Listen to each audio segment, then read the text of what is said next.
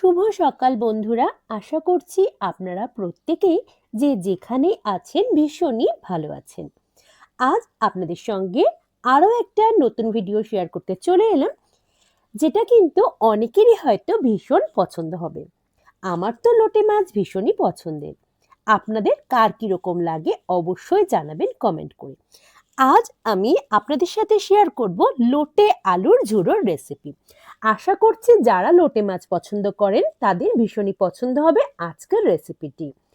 প্রথমেই রান্নাটার জন্য আমি এখানে 700 গ্রাম পরিমাণ লোটে মাছ নিয়ে পরিষ্কার করে ধুয়ে নিয়েছি, আর মাথার অংশটা বাদ দিয়ে ফেলেছি। এবার নিয়ে নিচ্ছি একটা কড়াই। তার মধ্যে আমি নিয়ে নিলাম বেশ কিছু পরিমাণ সর্ষের তেল। আজ আমি কিন্তু রান্নাটা সর্ষের তেলেই করব। একটা মাঝারি মাপের আলুকে আলু ভাজার মতো করে সরু সরু আকারে আমি কেটে নিয়েছি। তেলটা খুব ভালো করে প্রথমে গরম করে নিচ্ছি, আর তেল গরম হয়ে গেলে এবার কিন্তু আগে থেকে আলু ভাজার আকারে কেটে রাখা আলুগুলোকে খুব ভালোভাবে ফ্রাই করে নেব। প্রথমে আলুগুলোকে গরম তেলের উপর দিয়ে খুন্তির সাহায্যে কিন্তু খুব ভালোভাবে নাড়িয়ে চাড়িয়ে মিশিয়ে নিচ্ছি। আর এবার এর মধ্যে সামান্য পরিমাণ হলুদ এবং সামান্য পরিমাণ লবণ আমি যুক্ত করে দেব। আর আলু ভাজা আমরা যেভাবে ভাজি ঠিক সেভাবেই কিন্তু আলুগুলোকে খুব ভালোভাবে ফ্রাই করতে বসিয়ে দিয়েছি। এদিকে লোটে মাছগুলোতে অল্প পরিমাণ লবণ এবং অল্প পরিমাণ হলুদ দিয়ে খুব ভালোভাবে মাখিয়ে নিয়েছি। বেশ কিছু সময়ের জন্য এভাবেই রেখে দেব। এদিকে দেখুন আলুটা কিন্তু অনেকটাই ভাজা ভাজা হয়ে গেছে। আরো কিছুক্ষণ ভালোভাবে ভেজে তেল ঝরিয়ে আলুগুলোকে আমি তুলে নেব তেল ছেঁকে। খুব ভালোভাবে কিন্তু আলুগুলো ভাজা হয়ে গেছে। এবার আলুগুলোকে তুলেও নিয়েছি, আর এই তেলে এবার আমি রান্নাটা করব। ফোড়ন হিসেবে নিয়ে নিচ্ছি বেশ কিছু পরিমাণ গোটা জিরে এবং একটা শুকনো লঙ্কা। এছাড়া 5টা বড় মাপের পেঁয়াজকে আমি মিহি করে কুচিয়ে নিয়েছি। কয়েকটা রসুনের কোয়াকে খুব ভালোভাবে খোসা ছাড়িয়ে থেতো করে নিয়েছি, এটাও কিন্তু রান্নার জন্য ব্যবহার করব। আর নিয়েছি 1.5 চামচ আদা বাটা। একটা বড় মাপের টমেটোকে ছোট ছোট টুকরো আকারে আমি কেটে নিয়েছি। এদিকে দেখুন ফোড়নটা কিন্তু খুব সুন্দরভাবে ভাজা হয়ে গেছে, রংটাও কিন্তু চেঞ্জ হয়ে গেছে। এবার আগে থেকে থেতো করে নেওয়া রসুনগুলো আমি দিয়ে দিলাম তেলের মধ্যে। বেশ কিছু সময়ের জন্য খুব ভালোভাবে রসুনটাকে কিন্তু ভেজে নেব, তা না হলে রসুনের কাঁচা গন্ধটা কিন্তু থেকে যাবে রান্নার মধ্যে। বেশ কিছু সময়ের জন্য খুব ভালোভাবে কিন্তু নাড়িয়ে চাড়িয়ে রসুনটাকে ভেজে নিয়েছি। রসুনটার কালার চেঞ্জ হয়ে যাওয়ার পর 1.5 চামচ আদা বাটাই আমি এর মধ্যে যুক্ত করে দিলাম। আর এবার আরো একবার খুন্তির সাহায্যে খুব ভালোভাবে মিলিয়ে মিশিয়ে নিচ্ছি, যাতে আদা এবং রসুন দুটোই খুব ভালোভাবে কষানো হয়ে যায়। আদা এবং রসুন একসাথে বেশ কিছু সময়ের জন্য কষিয়ে নিয়েছি। এবার আগে থেকে কুচি করে রাখা পেঁয়াজ কুচিগুলোকেও কিন্তু এর মধ্যে যুক্ত করে দিলাম, আর বেশ কিছু সময়ের জন্য নাড়িয়ে চাড়িয়ে ভালোভাবে কষিয়ে নেব, যতক্ষণ না পেঁয়াজগুলো খুব ভালোভাবে সেদ্ধ হচ্ছে এবং ভাজাও হয়ে যাচ্ছে। বেশ কিছুক্ষণ ধরে একসাথে কষানোর ফলে পেঁয়াজগুলো কিন্তু বেশ নরম হয়ে এসেছে। এবার আমি কিছু পরিমাণ হলুদ এবং পরিমাণ মতো লবণও এর মধ্যে যুক্ত করে দেব। প্রথমে হলুদটা দিয়ে দেওয়ার পর খুন্তির সাহায্যে একবার ভালোভাবে মিশিয়ে নিচ্ছি আদা পেঁয়াজ রসুন সব উপকরণগুলোর সাথেই। পরিমাণ মতো লবণও কিন্তু আমি দিয়ে দিলাম। আগেই কিন্তু মাছগুলোর গায়ে বেশ কিছু পরিমাণ লবণ এবং হলুদ আমি মাখিয়ে রেখেছিলাম, সেই অনুসারে কিন্তু আমি এখন লবণটা যুক্ত করলাম। পেঁয়াজটা বেশ সুন্দর রং ধরতে শুরু করেছে।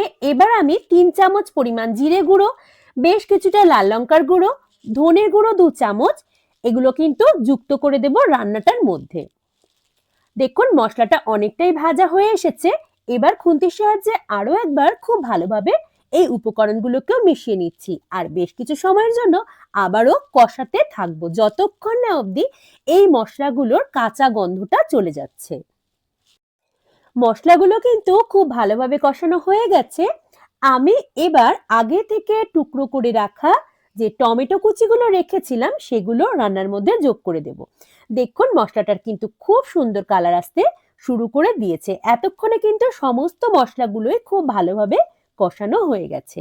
এবার টমেটো কুচিটাও আমি যুক্ত করে দিলাম এর মধ্যে, আরো বেশ কিছু সময়ের জন্য কষিয়ে নেব টমেটোটা মিশিয়ে। এখনো অবধি পেঁয়াজ, আদা, রসুন এবং অন্যান্য যে সমস্ত মশলাগুলো আমি রান্নার জন্য ব্যবহার করেছি, সমস্ত মশলাগুলোই কিন্তু আলাদা আলাদাভাবে কষিয়ে নিয়েছি। তাই এবার টমেটোটা নরম হওয়া অবধি আমি অপেক্ষা করব।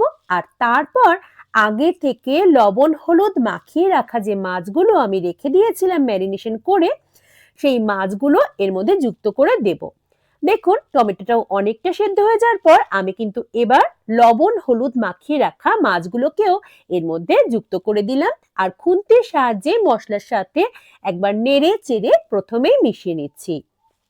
অনেকেই হয়তো লোটে মাছ বিভিন্ন রকম ভাবে রান্না করে খেয়ে থাকেন, তবে এভাবে একবার বানিয়ে খেলে আশা করছি আপনারা নিরাশ হবেন না একেবারেই, কারণ এত সুন্দর স্বাদ হয় এই লোটে মাছের, কি বলবো, আমার তো ভীষণ পছন্দ।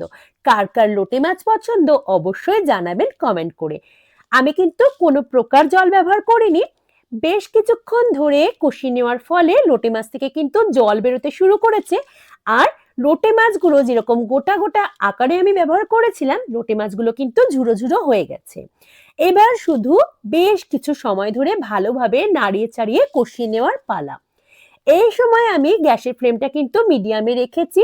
যতক্ষণ অবধি লোটে মাছ থেকে জল ছাড়ে ততক্ষণ কিন্তু গ্যাসের ফ্লেমটা হাইতে রাখা যায়। যেহেতু এখন জলটা অনেকটাই শুকিয়ে এসেছে, আমি ভেজে রাখা আলুগুলোও দিয়ে দিলাম আর আরো বেশ কিছুক্ষণ সময়ের জন্য ভালোভাবে নাড়িয়ে চাড়িয়ে মিশিয়ে নেব। এই সময় কিন্তু গ্যাসের ফ্লেমটা আমি মিডিয়াম টু লোতে রেখেছি, কারণ খুব হাই ফ্লেমে রাখলে বাইরের অংশটা বা কড়াইয়ের নিচের দিকের অংশটা সহজেই পুড়ে যাবে, কিন্তু ভালোভাবে মাছগুলো সেদ্ধ হবে না। তাই মিডিয়াম টু লো ফ্লেমে রেখে আমি এটাকে কষাতে থাকবো। বেশ কিছু সময় ধরে কষিয়ে নিয়েছি, আমার রান্নাটা কিন্তু প্রায় কমপ্লিট হয়ে এসেছে। এবার কুচিয়ে রাখা ধনেপাতা এর মধ্যে আমি যুক্ত করে দিলাম। যারা ধনেপাতার ফ্লেভারটা পছন্দ করেন না তারা এটা কিন্তু স্কিপ করে যেতে পারেন। ধনেপাতা কুচিগুলো যুক্ত করে দেওয়ার পর খুন্তির সাহায্যে খুব ভালোভাবে নাড়িয়ে চাড়িয়ে আরো 2-1 মিনিট কষিয়ে আমি কিন্তু গ্যাসটা অফ করে দেব।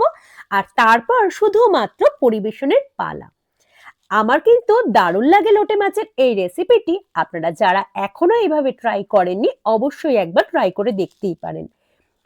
আজকের রেসিপিটি কেমন লাগলো আপনাদের অবশ্যই জানাবেন কমেন্ট করে। যদি ভালো লাগে আমার ভিডিওগুলো লাইক করতে ভুলবেন না। যারা প্রথমবার দেখছেন আমার চ্যানেলটিকে আমি সকলকে অনুরোধ করব সাবস্ক্রাইব করে পাশে থাকবার জন্য। আন্তরিকভাবে ধন্যবাদ জানাই আপনাদের প্রত্যেককে। আজকের মতো ভিডিওটা এই পর্যন্তই। দেখা হবে আপনাদের সাথে নতুন কোনো ভিডিও নিয়ে খুব তাড়াতাড়ি।